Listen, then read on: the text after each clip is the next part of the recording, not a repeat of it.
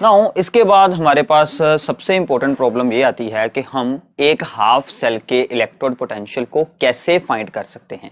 जैसे कि हमें ये वैल्यूज दी जाती हैं कि standard electrode potential of the copper half cell is plus 0.34 volt. ऐसे ही हमें ये भी वैल्यू दी जाती है कि standard electrode potential of the zinc electrode is minus 0.76। और आपने इससे पहले भी एस्प्लोक हाइड्रोजन जैसे यूनिट्स में बहुत सारी स्टैंडर्ड पोटेंशियल्स की वैल्यूज को रीड किया होगा।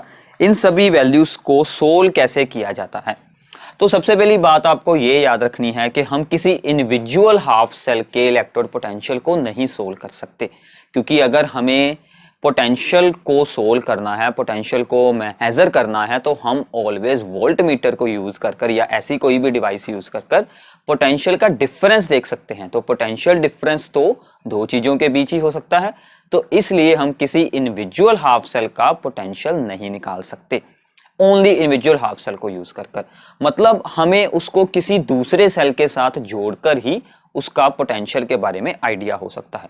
तो हमने क्या किया, एक रेफरेंस के लिए एक हाफ सेल चूज कर लिया, जिसमें कि हमने हाइड्रोजन गैस HCl को और प्लेटिनम फॉयल को यूज किया, that is named as standard hydrogen electrode. उसको रेफरेंस रखा, उसी के अकॉर्डिंग सभी एलिमेंट्स के जो भी इलेक्ट्रोड्स बनते थे, सभी इलेक्ट्रोड के पेयर्स का हमने इलेक्ट्रोड पोटेंशियल सोल्व किया और उस स्टैंडर्ड हाइड्रोजन इलेक्ट्रोड का पोटेंशियल हमने 0 ज्यूम कर लिया है। तो अब उसी स्टैंडर्ड हाइड्रोजन इलेक्ट्रोड के बारे में हम इसमें रीड करेंगे। So this is the standard hydrogen electrode. आपको इसको ध्यान से देख लेना है, आपको एग्जाम में इसकी डायग्राम भी आ सकती है, पहले भी आ चुकी है। So this is electrolytic solution क्या है, 1 मोलर HCl एंड हमने इलेक्ट्रोड क्या यूज की है, प्लेटिनम की वायर के साथ एंड पर प्लेटिनम फॉयल है, जो कि इसको एक सरफेस प्रोवाइड करता है रिएक्शन करवाने के लिए, जिसको के फाइनली डिवाइडेड प्लेटिनम के साथ कोटिंग की हुई है ताकि सरफेस एरिया और ज्यादा हो जाए। इसके बाद एक ग्लास ट्यूब है, ये जो बाहर है, इस ग्लास ट्यूब के अंदर हाइड्रोजन गैस को ऐड किया जाता है एट 1 बार प्रेशर, क्योंकि हमने स्टैंडर्ड कंडीशंस रखनी है, स्टैंडर्ड हाइड्रोजन इलेक्ट्रोड बनाना है। सो 1 molar HCl 1 bar this pressure, simple है। और ये जो बबल्स दिखाई दे रहे हैं ये है हाइड्रोजन गैस के।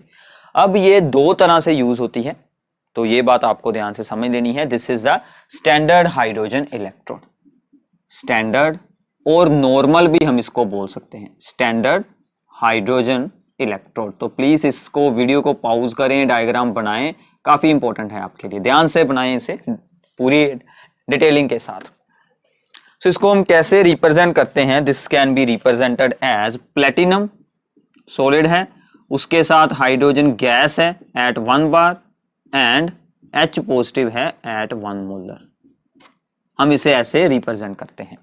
अब ये दो तरह से यूज हो सकता है, एक तो जब कोई ऐसी इसके साथ हमने हाफ सेल को ज्वाइन किया है जिसका पोटेंशियल इससे भी हायर है, तो ये एक्ट करेगा एज ए एनोड।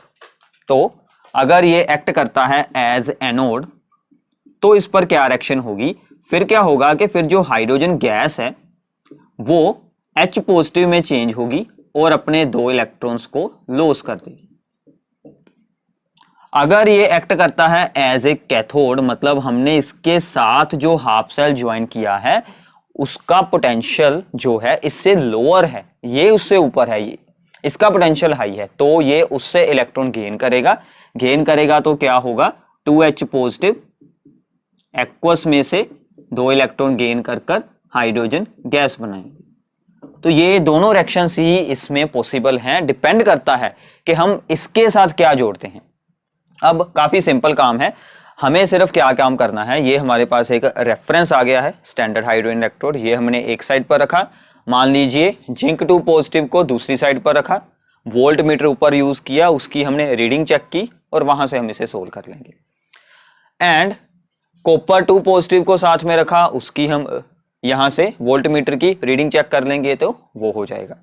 तो ये काफी सिंपल हो जाएगा। और दूसरी बात आपको ये ध्यान में रखनी है, जब हमने इसके साथ वोल्ट मीटर को जोड़ना है तो हमें वोल्ट मीटर दो टाइप से जोड़ सकते हैं। जो इसकी पॉजिटिव रोड है, इसकी पॉजिटिव रोड है, उसको वोल्ट मीटर के पॉजिटिव के साथ ही जोड़ेंगे तो ही वो कोई रीडिंग शो होगी, अदरवाइज उस पर कोई रीडिंग नहीं आएगी। तो वहीं से हमें डिटेक्ट होता है कि कौन एनोड है और कौन सी रोड है कैथोड। मान लीजिए अगर आपने इसको जिंक पॉजिटिव की रोड के साथ जोड़ा है तो हमें तो अब याद है कि जिंक इसको इलेक्ट्रॉन लॉस करेगा, मतलब उस वक्त पर क्या होगा कि वोल्ट मीटर का पॉजिटिव हाइड्रोजन इलेक्ट्रोड के साथ जुड़ा होगा तो ही रीडिंग आएगी, अदरवाइज कोई रीडिंग वहां पर नहीं शो होगी। अगर आपने ऑपोजिट जोड़ा है तो आपकी कोई रीडिंग नहीं शो होगी। तो हम वहां से आइडिया हमें हो जाता है कि वोल्ट मीटर के पॉजिटिव के साथ ये जुड़ा है तो ये होगा पॉजिटिव, मतलब ये होगा एट हायर पोटेंशियल, दूसरे की क्या होगी, ऑक्सीडेशन हुई होगी।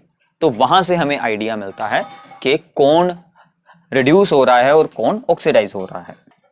जैसे कि ये एक सिंपल सी एग्जांपल है, हमने क्या किया कि जिंक 2 पॉजिटिव, जिंक का इलेक्ट्रोड है हमारे पास, उसको हमने ज्वाइन किया है हमने इसके साथ हाइड्रोजन इलेक्ट्रोड के साथ।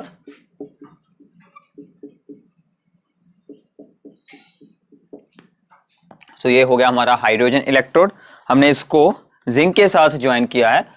तो वोल्ट मीटर ने रीडिंग क्या शो की है, वोल्ट मीटर ने रीडिंग शो की है 0.76 वोल्ट, पर उसने ये रीडिंग तब शो की है जब उसका पॉजिटिव जो है वो स्टैंडर्ड हाइड्रोजन इलेक्ट्रोड के साथ ही जुड़ा हुआ था। तो हमें आइडिया हो गया कि ये इसमें हायर पोटेंशियल पर है, इसको हम रखेंगे एज ए कैथोड और माइनस हम करेंगे एनोड जो कि होगा जिंक।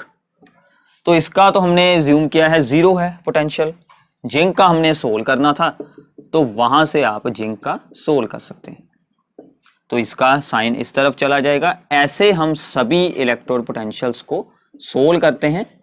तो ऐसे उन्होंने सोल्व किया हुआ है सभी इलेक्ट्रोड पोटेंशियल्स को, उनकी एक सीरीज बनाई हुई है जिसको कि हम नाम देते हैं इलेक्ट्रोकेमिकल सीरीज, जिसको हम क्या नाम देते हैं, इलेक्ट्रोकेमिकल सीरीज। ऐसे ही एक और एग्जांपल जो अब आपको खुद सोल्व करनी है, उसमें क्या होगा, इसके जस्ट ऑपोजिट होगा।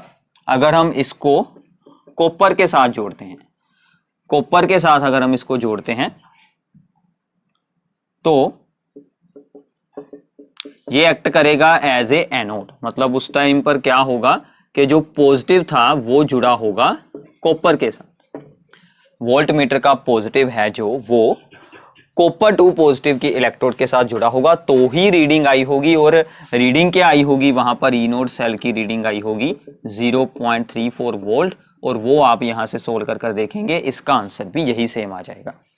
तो ऐसे हम जो स्टैंडर्ड इलेक्ट्रोड पोटेंशियल को यूज करते हैं। तो प्लीज ये रिप्रेजेंटेशंस आपके लिए अभी सब कुछ न्यू है, अगर आप इन्हें साथ में नोट डाउन करते जाएंगे तो काफी ये सभी टॉपिक्स आपके लिए इजी हो जाएंगे।